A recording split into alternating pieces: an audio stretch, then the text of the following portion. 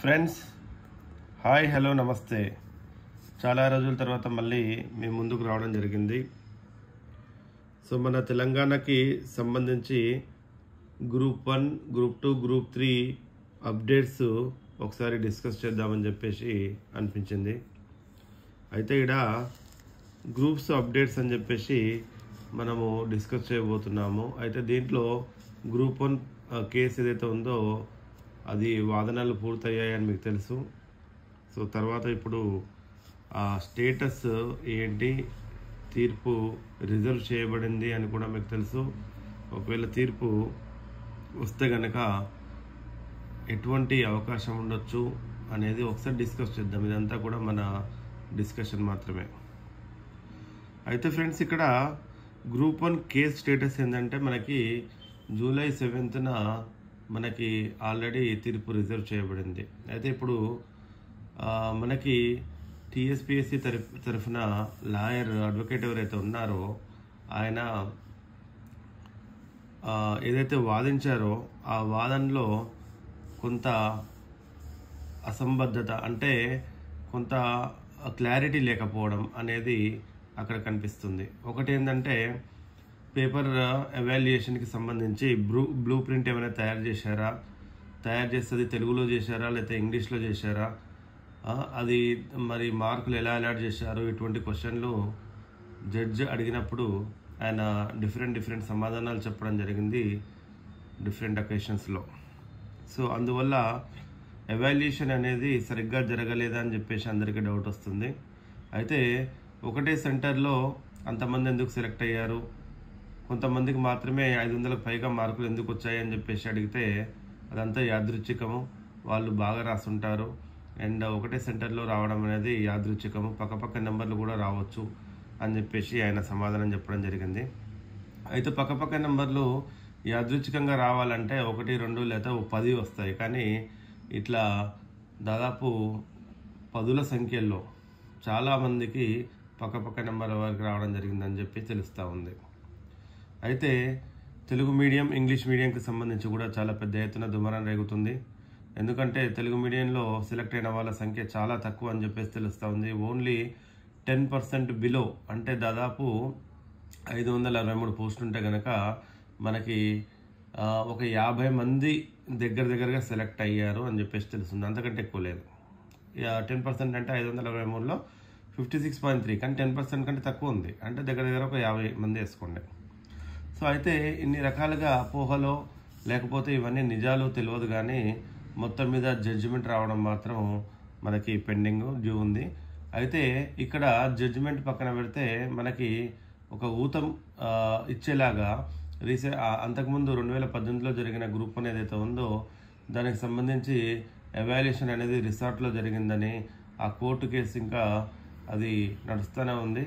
So దాంట్లో చాలా ప్రాబ్లమెటిక్గా evaluation జరిగిందని చెప్పి తెలుస్తూ ఉంది. ఎవరెవరినో తీసుకొచ్చారని పేపర్ వాల్యుయేషన్ కోసం. ఇక్కడ కూడా తెలంగాణలో కూడా పేపర్ వాల్యుయేషన్ కోసం ఎక్స్పర్ట్స్ని తీసుకొచ్చామని చెప్తున్నారు. మరి ఎక్స్పర్ట్స్ ఎవరనేది బయటపెట్టాల్సిన అవసరం టీఎస్పీఎస్సీకి ఎంత మాత్రమే ఉంది. అయితే ఎక్స్పర్ట్స్ పేపర్ వాల్యుయేషన్ కోసం వచ్చినప్పుడు ఆ ఎక్స్పర్ట్స్ ఎవరు, వాళ్ళ క్వాలిఫికేషన్ ఏంటి, వాళ్ళకి ఎన్ని సంవత్సరాల అనుభవం ఉంది, ఇవన్నీ తెలియాల్సిన అవసరం ఉంది. హడావుడిగా పేపర్ వాల్యుయేషన్ చేయాల్సిన అవసరం లేదు. ఎందుకంటే ఇది మామూలు విషయం కాదు. గ్రూప్ 1 అనేది మన స్టేట్లోనే అతిపెద్ద పోస్ట్. ఈ పోస్టులకు సంబంధించి మన తెలంగాణ భవిష్యత్తుకు సంబంధించిన విషయం కాబట్టి డెఫినెట్గా ఆదరబాదరగా చేయాల్సిన అవసరం అయితే ఎంత మాత్రం లేదు. అయితే ఇప్పుడు నేను చెప్పేది ఏంటంటే, ఇప్పుడు గ్రూప్ 1 కేసు మనకి హ్యాపెనింగ్స్ ఏమేమి ఉన్నాయి, ప్రాబబిలిటీ ఏముంది. అయితే కోర్టు ఇలా తీర్పు ఇవ్వచ్చు, రీమెయిన్స్ మళ్ళీ, అంటే మెయిన్స్ మళ్ళీ కండక్ట్ చేయమని, లేదంటే వాల్యుయేషన్ మళ్ళీ చేయమని, రీవాల్యుయేషన్ చేయమని, రీఎవాల్యుయేషన్, లేదు అంటే మనకి నోటిఫికేషన్ క్యాన్సిల్ చేసి మళ్ళీ కొత్తగా మళ్ళీ రిక్రూట్ చేసుకున్నానైనా చెప్పవచ్చు. దీనికి చాలా తక్కువ అవకాశం ఉంది నోటిఫికేషన్ క్యాన్సిలేషన్ అనేది. మెయిన్గా రీఎవాల్యుయేషన్కి ఎక్కువ అవకాశం ఉంది. రీఎవాల్యుయేషన్ ఎందుకంటే అంతా ఎవాల్యుయేషన్ చుట్టే తిరుగుతుంది. అంతకుముందు గతంలో జీవో 29 దాని గురించి కోర్టు ఆల్రెడీ తీర్పిచ్చింది. కాబట్టి ఇక నోటిఫికేషన్ క్యాన్సిల్ చేయడానికి చాలా తక్కువ అవకాశం ఉంటుంది. కాబట్టి రీఎవాల్యుయేషన్కి ఎక్కువ అవకాశం ఉంది. ఒకవేళ కోర్టు ఇంకా సీరియస్గా పరిగణిస్తే కనుక లేదు అసలు ఎగ్జామే సరిగా కండక్ట్ చేయలేదు, ఆ పేపర్స్ కూడా 2022 పేపర్లు వచ్చినాయి, ఇట్లాంటి ఆలోచనలతోటి కూడిన న్యాయము ఏమైనా జడ్జిమెంట్ ఇస్తే కనుక న్యాయస్థానము అప్పుడు రీమెయిన్స్ కూడా పెట్టమనే అవకాశం ఉండొచ్చు. దీనికి కొంత తక్కువ అవకాశాలే ఉన్నాయి, బట్ మనం దీన్ని ఎంత మాత్రం కూడా కొట్టివేయలేము. సో ఒకటి రీఎవాల్యుయేషన్ అనేది చాలా ఎక్కువ అవకాశాలు ఉన్నాయి. మనం రాసిన ఆన్సర్ స్క్రిప్ట్స్ ఏవైతే ఉన్నాయో మళ్ళీ కొత్తగా ఎవరైతే దిద్దారో పేపర్లు వాళ్ళని కాకుండా న్యాయస్థానం సమక్షంలో అంటే న్యాయస్థానానికి తెలియపరచాల్సిన అవసరం ఉంది. ఎందుకంటే ఎవరెవరు దిద్దుతున్నారు, వాళ్ళు ఎక్స్పర్ట్సా కారా, వాళ్ళ క్వాలిఫికేషన్ ఏంది, ఎక్స్పీరియన్స్ ఏంది, ఇవన్నీ తెలుసుకోవాల్సిన అవసరం ఉంది. కాబట్టి న్యాయమూర్తి సమీక్షలో ఇవన్నీ జరగాల్సిన అవసరం ఉంది, జరుగుతాయని అనుకుంటున్నాను. ఒకవేళ రీఎవాల్యుయేషన్ కండక్ట్ చేయమంటే కనుక. లేదు రీమెయిన్సే పెట్టమంటే, అంటే రీమెయిన్స్ పెట్టడానికి ఇంకొక కారణం కూడా ఉండొచ్చు. ఏంటంటే ఈ number of candidates mains exam రాసిన క్యాండిడేట్స్ ఎవరైతే ఉన్నారో దాంట్లో ఎప్పటికప్పుడు తేడాలు వస్తున్నాయి అనేది గమనించడం జరిగింది. అట్లాగే ప్రిలిమ్స్కి ఒక హాల్ టికెట్ నెంబరు, మెయిన్స్కి ఒక హాల్ టికెట్ నెంబరు ఎందుకు ఇవ్వాల్సిన అవసరం ఉంది? యూపీఎస్సీలో కూడా అట్లాంటి ప్రొసీజర్ ఏం ఫాలో గారు, వీళ్ళేమో అడ్మినిస్ట్రేటివ్ రీజన్స్ కోసం మేము ఇవ్వాల్సిన పరిస్థితి ఏర్పడ్డది అని చెప్తున్నారు.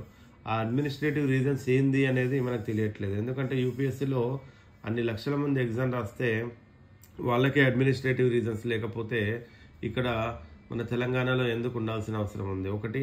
రెండోది, అదే కోటి ఉమెన్స్ కాలేజ్లో లేడీస్ని అందరినీ వేసిన తర్వాత వాళ్ళు చెప్పడం ఏంటంటే లేడీస్కి టాయిలెట్స్ అని అవని ఇవని ఏవో కబుర్లు చెప్తున్నారు.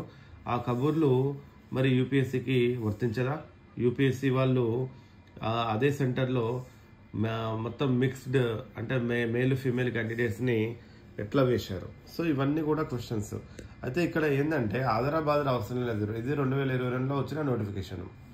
సో ఇంకా ఎన్ని సంవత్సరాలైనా పట్టని, బట్ ఏంటంటే న్యాయం జరగాలి, అంతేగాని అన్యాయంగా ఎవరు కూడా ఉద్యోగం సంపాదించకూడదు. ఒకటి. రెండోది ఏంటంటే ఒకవేళ అన్యాయంగా ఉద్యోగం సంపాదించినా అది నిలిచే పరిస్థితులలో లేదు. మనం పక్క రాష్ట్రంలో ఏపీలో చూస్తున్నాం. ఆల్రెడీ గతంలో జరిగిన ఎగ్జాము వాళ్ళ పోస్టింగ్లన్నీ మళ్ళీ వెనక్కి తీసుకున్నారు. సో ఇటువంటి అవకాశం కూడా లేకపోలేదు. అందుకని చెప్పేసి ఏదో ఉద్యోగం వచ్చింది అయిపోయింది అనుకోకూడదు. ఉద్యోగం వచ్చినా అది నిలదొక్కుకోవాలంటే న్యాయంగా వచ్చిన ఉద్యోగం మాత్రమే అయి ఉండాలి అది. సో ఇవన్నీ కారణాలు చూస్తే కనుక మనకి గ్రూప్స్ అప్డేట్స్ గురించి మనము చెప్పుకుంటున్నాము. దీంట్లో ఏంటంటే గ్రూప్ 1కి సంబంధించి ఏదైతే తీర్పు రాబోతుందో ఆ తీర్పు మీదే గ్రూప్ 2, గ్రూప్ 3 కూడా డిపెండ్ అయి ఉంటాయి. ఎందుకంటే గ్రూప్ 1 తర్వాత అక్కడ ఏమైనా వేకెన్సీస్ ఉంటాయి. గ్రూప్ 2లో ఎవరైతే గ్రూప్ 2లో సెలెక్ట్ అయిన వాళ్ళు, గ్రూప్ 1లో సెలెక్ట్ అయిన వాళ్ళు ఉంటారు కదా. సో గ్రూప్ 1 తీసుకుంటారు కాబట్టి గ్రూప్ 2లో ఖాళీలు ఏర్పడకుండా ఉండాలంటే కనుక మిగతా వాళ్ళతోటి దాన్ని ఫిలప్ చేయాల్సిన అవసరం ఉంటుంది. సో అందుకని చెప్పేసి కొంత వెయిట్ చేస్తున్నారు. ఇది మాత్రం ఓకే. అయితే మనకి గ్రూప్ 1కి సంబంధించి సర్టిఫికేట్ వెరిఫికేషన్ కూడా కంప్లీట్ చేశారు. ఎప్పటికైనా సరే ఒకవేళ తీర్పు టీఎస్పీఎస్సీకి అనుకూలంగా వస్తే వెంటనే రిజల్ట్స్ ఇచ్చేలాగా చూస్తున్నారు. కానీ అది అంత ఈజీ కాదు అని తెలుస్తుంది. ఎందుకంటే న్యాయం ఒకవేళ ఇక్కడ జరగకపోతే ఇంకా పైకోర్టులు ఉన్నాయి. ఎందుకంటే ఏపీపీఎస్సీలో జరిగిన ఏదైతే కేసు ఉందో, ఏపీపీఎస్సీ గ్రూప్ 1కి సంబంధించిన కేసు ఏదైతే ఉందో అది సుప్రీంకోర్టు వరకు వెళ్ళింది. హైకోర్టులోనే న్యాయం జరిగింది. సో న్యాయం అంటే మనకి క్లియర్గా తెలుస్తుంది. అది ఈరోజు కాకపోతే రేపు మనకి అన్యాయం అనేది బయటపడుతుంటుంది. కాబట్టి అన్యాయం ద్వారా సంపాదించిన జాబ్ మనకు అవసరం లేదు. న్యాయంగా నేను రాసిన ఏదైతే ఆన్సర్ స్క్రిప్ట్స్ ఉన్నాయో వాటిని మాత్రం ఎవాల్యుయేట్ చేసి చేయండి అని చెప్పేసి ప్రతి ఒక్కరు అనుకోవాలి. సో అయితే ఇక్కడ ఫ్రెండ్స్, ఇక్కడ గ్రూప్ 2, గ్రూప్ 3కి సంబంధించి మనకి గ్రూప్ 1 క్లియర్ అయితే కనుక ఈ గ్రూప్ 2, గ్రూప్ 3 కూడా క్లియర్ అవుతుంది. ఒకవేళ సపోజ్ ఏదైనా రీజన్ వల్ల నోటిఫికేషన్ క్యాన్సిల్ అయిందనుకోండి, లేదంటే రీమెయిన్స్ పెట్టాల్సిన అవసరం వచ్చిందనుకోండి, నేను అనుకోవడం ఏంటంటే కమిషన్ ఇంకా వెయిట్ చేయదు గ్రూప్ 2 కోసం, గ్రూప్ 3 కోసం. సో అప్పుడు ఏం చేస్తుందంటే డెఫినెట్గా గ్రూప్ 2, గ్రూప్ 3 పోస్టుని ఫిల్ చేయాల్సిన అవసరం ఉంటుంది. ఎందుకంటే ఆల్రెడీ చాలా లేట్ అయింది. గ్రూప్ 2లో సెలెక్ట్ అయిన వాళ్ళు ఎవరైతే ఉన్నారో వాళ్ళు వెయిట్ చేస్తున్నారు చాలా రోజుల నుంచి. ఏదో 1-2 నెలలు 6 నెలలు వరకు ఓకే, కానీ ఎంతకాలం ఈ సహనం ఉంటుంది, ఎంతకాలం ఓపిక ఉంటుంది. కాబట్టి ఒకవేళ గ్రూప్ 1 వల్ల మిగతా గ్రూప్ 2 గ్రూప్ 3 ఏదైతే లేట్ అవుతున్నాయో ఇంకా లేట్ అవ్వడానికి మాత్రం అవకాశం ఉండకూడదు. ఎందుకంటే చూడండి, మనకి గ్రూప్ 2లో సెలెక్ట్ అయిన వాళ్ళు అవి కూడా చాలా మంచి పోస్టులు, చాలా త్వరలో గ్రూప్ 1 ఆఫీసర్గా వాళ్ళు ఎదుగుతారు. కాబట్టి మీరు దాని గురించి వరీ అవ్వకండి. గ్రూప్ 2లో గ్రూప్ 3లో సెలెక్ట్ అయిన వాళ్ళు డెఫినెట్గా మీకు ఇంకా లేట్ అయ్యే అవకాశం అయితే ఉండదు. ఒకవేళ గ్రూప్ 2 తీర్పు టీఎస్పీఎస్సీకి అనుకూలంగా వస్తేనేమో డైరెక్ట్గా గ్రూప్ 2 గ్రూప్ 3కి సంబంధించిన వేకెన్సీస్ ఫిల్ చేస్తారు, అది మీకు తెలిసిందే.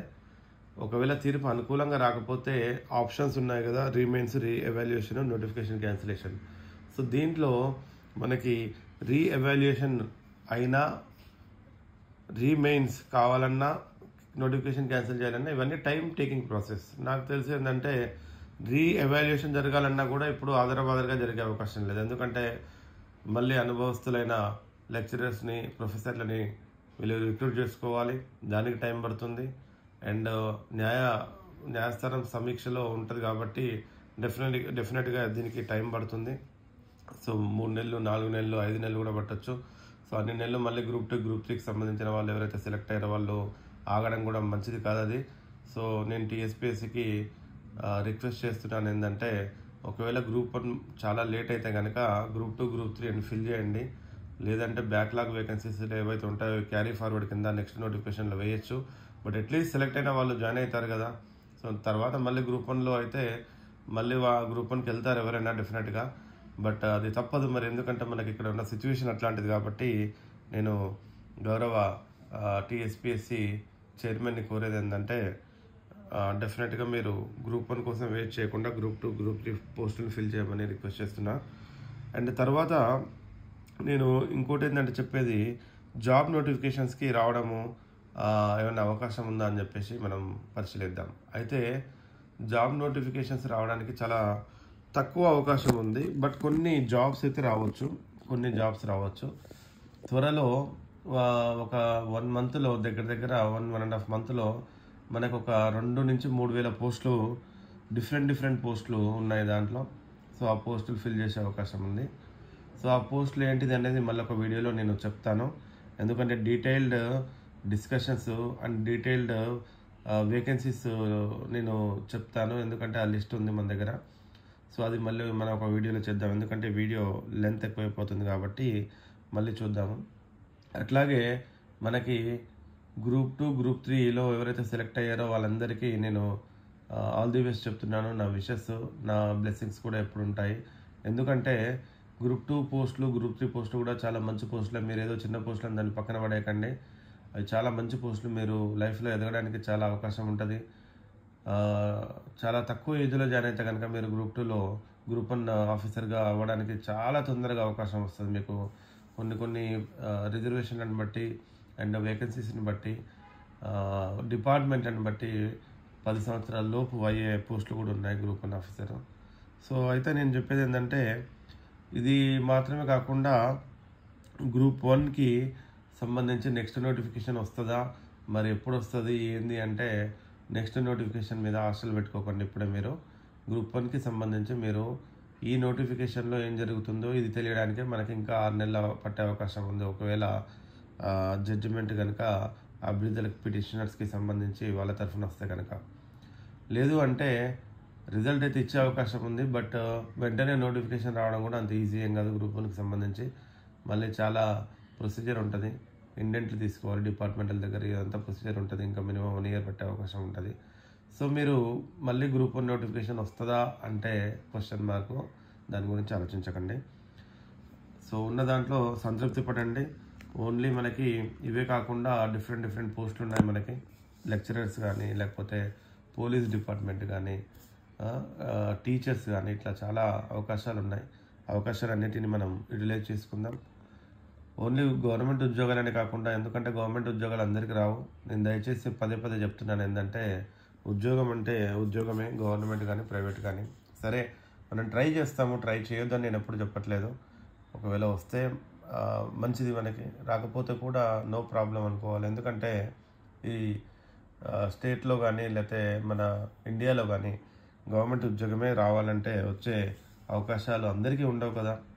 ఉన్న పోస్టులలో ఎన్ని పోస్టులు ఉంటే అంతమంది మాత్రం సెలెక్ట్ అవుతారు కాబట్టి మీరు దాని గురించి ఆలోచించకండి. ఇంకొకటి ఏంటంటే గ్రూప్ 1కి ఎవరైతే సీరియస్గా ప్రిపేర్ అయ్యారో అండ్ గ్రూప్ 1 మాత్రం కొట్టాలని ప్రయత్నిస్తున్నారో వాళ్ళకేంటంటే వాళ్ళు మీకు ఒకవేళ ఏజ్ ఉంటే కనుక యూపీఎస్సీలో సివిల్స్ రాయండి. అండ్ ఒకవేళ ఇంజనీర్స్ అయితే కనుక మీరు ఐఏఎస్ ఉంటుంది, ఇంజనీరింగ్ సర్వీసెస్ ఉంటుంది, ఇంజనీరింగ్ సర్వీసెస్ ఆపర్చునిటీ ఉంది. అండ్ ఫారెస్ట్ సర్వీసెస్ ఎగ్జామినేషన్ కూడా ఉంది. మనకి చాలా మంచి ఆపర్చునిటీ. ఇండియన్ ఫారెస్ట్ సర్వీస్ చాలామంది నెగ్లెక్ట్ చేస్తుంటారు. ఫారెస్ట్ సర్వీసెస్లో మీకు ఇప్పుడు మనకి చైర్మన్ కూడా లేదంటే సెక్రటరీ కూడా ఒక్కొక్కసారి ఇండియన్ ఫారెస్ట్ సర్వీసెస్కి సంబంధించిన ఆఫీసర్ అయి ఉంటాడు. సో మీరు ఏ ఉద్యోగాన్ని కూడా తక్కువ అంచనా వేయకండి. గవర్నమెంట్ ఉద్యోగాలే కాదు, ప్రైవేట్ ఉద్యోగాలైనా సరే ఏవైనా సరే అన్నీ మంచివి అని చెప్పేసి ఆ దారిలో వెళ్ళండి. సో ఇదంతా మైండ్ గేమ్ మనది. మనం అనుకుంటాం కదా, పక్క నుండి చూసి కంపేర్ చేస్తూ ఉంటాం, దాన్ని రిలేటివ్ కంపారిజన్ అంటారు.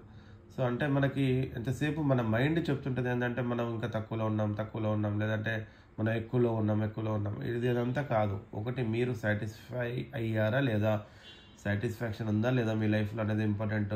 Weather you are doing private job or government job, that is not at all important. The important thing is only if you are satisfied with your present position, that is quite important to you and that is the better situation. So అందుకని చెప్పేసి నేను చెప్పేది ఏంటంటే మీరు హ్యాపీగా ఉండండి లైఫ్లో. Comparison వద్దు. నేను ఫ్యామిలీని బాగా చూసుకుంటున్నాను, సొసైటీలో ఒక మంచి వ్యక్తిగా ఉంటున్నాను, సొసైటీకి సంబంధించి నేను అంతో ఇంతో సహాయం చేస్తున్నానని చెప్పేసి అనుకోవడం మాత్రమే. అండ్ అటువంటి ప్రయత్నాలు కూడా చేయాల్సిన అవసరం ఉంది. అంతేగాని ఉద్యోగం అంటే గవర్నమెంట్ ఉద్యోగం అనే ఉద్దేశంలో మాత్రమే ఉండకండి. దానివల్ల చాలా అనర్థాలు వస్తాయి. సో ఫ్రెండ్స్, ఇది నేను చెప్పాలనుకున్నది. చాలా ఎక్కువైపోయింది, లెందీగా అయిపోయింది. అయితే నెక్స్ట్ వీడియోలో నేను డీటెయిల్డ్ ఏవైతే వేకెన్సీస్ ఉన్నాయో మనకి వాటి గురించి చూద్దాం. Thank you so much. I wish you all the best.